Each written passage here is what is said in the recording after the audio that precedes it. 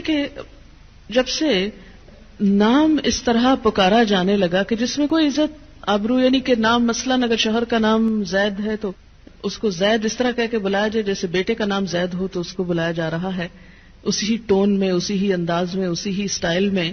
تو یہ صرف نام پکارنا ہی نہیں ہے، یہ ایک رویے کا اظہار کر رہا ہے، ایک رجحان کی بات ہو رہی، ایک تعلق اور ایک انداز کی بات ہے جو ایک بلانے کے انداز سے لے کر پھر باقی سب معاملات میں ساتھ چلتی.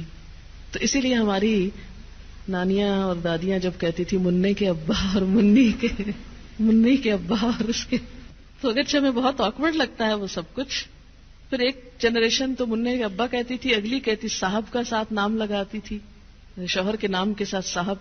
اب اگلی جنریشن نے صاحب بھی اڑا دیا، اور معلوم ہی آئندہ کیا ہونے والا ہے. ہو سکتا ہے نک نیم سے پکارا جانے لگے، اور شاید پکارا بھی جاتا ہو. ٹھیک ہے، اگر آپس میں فرینکنیس ہے تو کوئی حرج نہیں نام لینے میں. آپ کو پتا ہے کہ حضرت عائشہ جب حضور سے ناراض ہوتی تھی تو کیا کہتی تھی، کیسے پکارتی تھی ان کو؟ صحیح حدیث کے الفاظ مجھے یاد نہیں. آپ صلی اللہ علیہ وسلم نے ایک دفعہ فرمایا کہ عائشہ جب تم مجھ سے ناراض ہوتی تو مجھے پتا چل جاتا ہے، کیونکہ تم کہتی ہو ابراہیم کے رب کی قسم. یہ کہنے کی بجائے کہ محمد کے رب کی قسم کہتے ابراہیم کے رب کی قسم، یعنی پھر تم میرا نام لینے کی بجائے حضرت ابراہیم کا نام لے.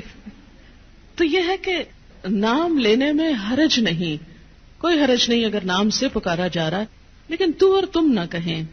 عام لوگوں کے ساتھ بھی بات کرتے ہوئے ہمارے اندر ڈیسنسی ختم ہوتی جا رہی ہے.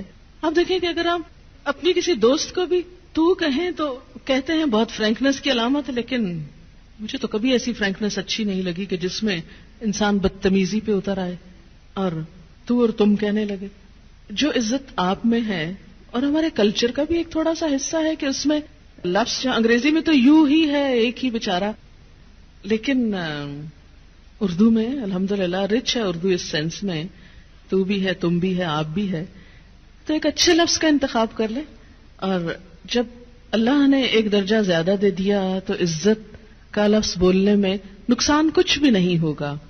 جواب میں آپ بھی عزت پائیں گے، کیونکہ جب آپ کسی کو تم کہہ کے بلائیں گے تو پھر دوسرے کو بھی تم کا موقع دے رہے ہیں. پنجابی میں بھی ہے ایک لفظ، ایک تو ہے اور ایک تسی ہے.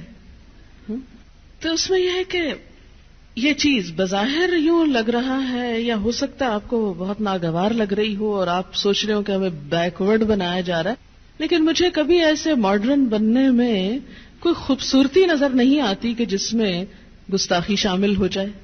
گستاخ ہونا ہی کیا ماڈرن ہونا ہے؟ کیا بدتمیزی کرنا ہی کانفیڈنس کا نام ہے؟